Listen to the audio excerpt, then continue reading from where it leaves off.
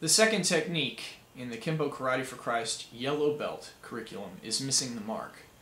Missing the mark is a lesson about mankind, anthropology, who we are, and taking an honest look at ourselves. What is the real state of our heart?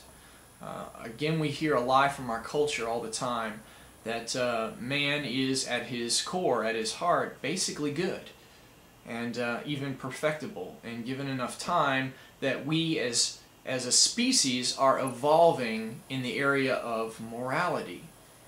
But I think if we take an honest look at culture, that's not the case. That's not what we see. Throughout all the generations, there hasn't really been any advancement in the terms of morality. When we look at ourselves honestly, then we are every bit as much today selfish and impatient as we ever have been in the course of humanity's history. There is an error in our thinking to believe that we are at our core basically good, basically perfectible. When you really take an honest look at yourself, the core of who we are isn't necessarily a pretty picture. And it's therefore not a fun exercise to do, to take an honest look at yourself, and that's why we don't do it very often. When you do, it becomes clear why we have pain in the world, why we have war, why we have conflict, so much conflict. It's because it's run by people, and people are imperfect, and people are fallen, and people are bitter and angry and impatient and selfish. All these things are true and have been throughout the entire course of history. That hasn't changed. We have not actually advanced at all when it comes to the area of morality. So missing the mark is about anthropology. Let's take an honest look at ourselves here. Let's consider what's the true state of man. Because if it's true that we're basically good, if we're in fact improving generation to generation in the area of morality, then the question comes, do we really need God at all? Because given some more generations, then we don't need a moral lawgiver if we're basically becoming the perfection of moral law. But this, of course, is not the case. We aren't getting better generation to generation. We're the same from one generation to the next, because people at their core are basically the same. So we're trying to take an honest look at what we really are. It's not a pretty picture when you do, but it's a healthy exercise to consider. The two passages that we're looking at in Missing the Mark both come out of Romans chapter 3 verse 23 and chapter 6 verse 23. And we're going to take an honest look at ourselves, and in the process we're going to have a discussion about the word sin.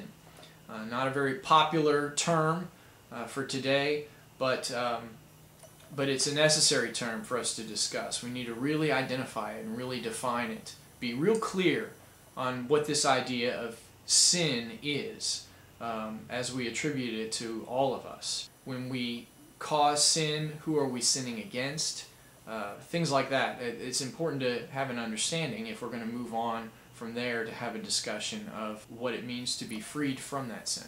Missing the mark actually gets its term, the technique term, comes from the Greek root for the word sin, which is hamartia, and it is the term that's used in both these passages when it talks about sin.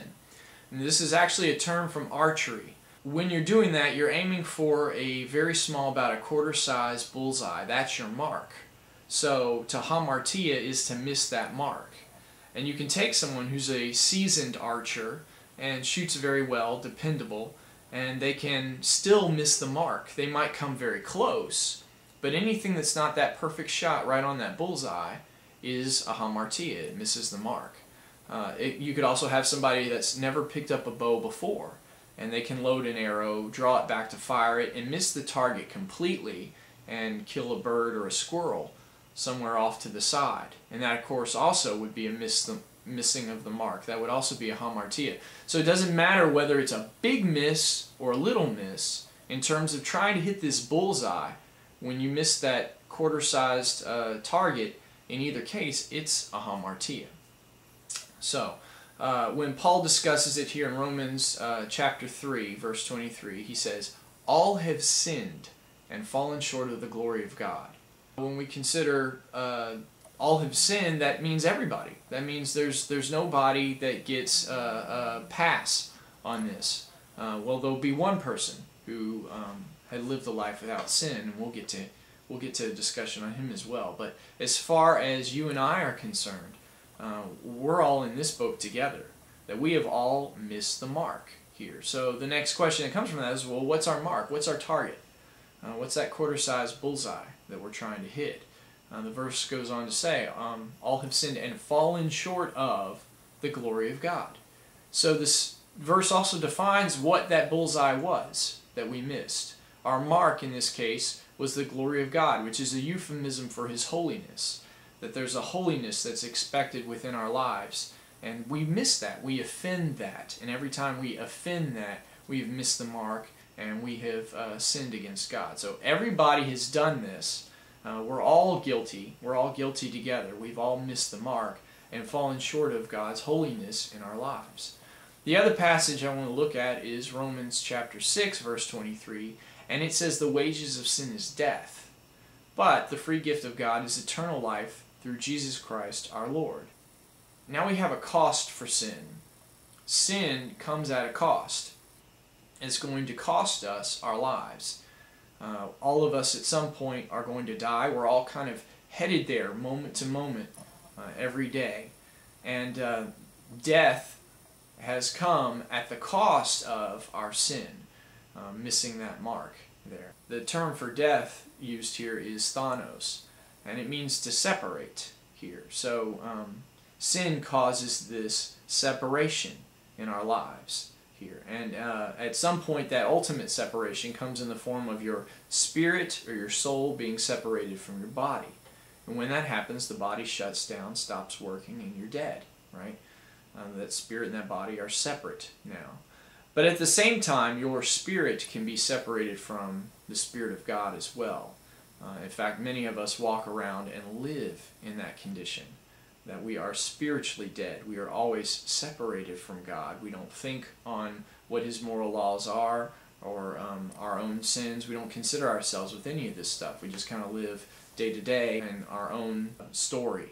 And we don't consider what God has said, what God means to do with our lives in terms of His larger story. We just stay stuck in our own script here. So that's the condition of many of us. We're already separated from God's Spirit. And of course, if the soul is separated from the body and you have physical death, in a state where you're separated from God's Spirit as well, we call this hell. It's an eternal separation from God. Death wasn't the original plan. We're designed to live forever. Mankind was made to live forever. There's a sense in the Christian worldview that we will live forever. We will live either in a state of God's glory, or we will live as objects of His wrath here in either case. But that there's something beyond that physical death. There is an eternity beyond that, an eternity that you experience. And that eternity is either experienced in His glory and within His presence, because your spirit and His Spirit are not separated, or your spirit is eternally separated from God. And that the wages of sin is death. That's what it's cost us.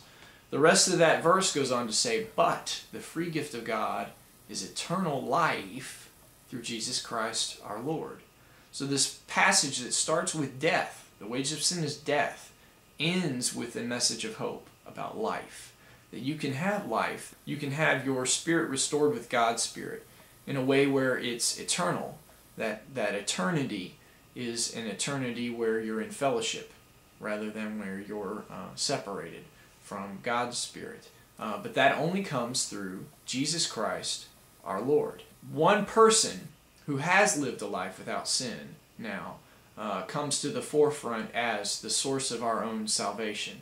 And we're going to talk how that works out more with later techniques as we step through this gospel message, where our own sin, our missing of the mark, has brought death. Jesus Christ is going to bring eternal life. What is it that will change us from the state of sin, of being separated from God's Spirit, only comes through a relationship with Jesus Christ. We'll discuss that more with our later techniques. This was Missing the Mark.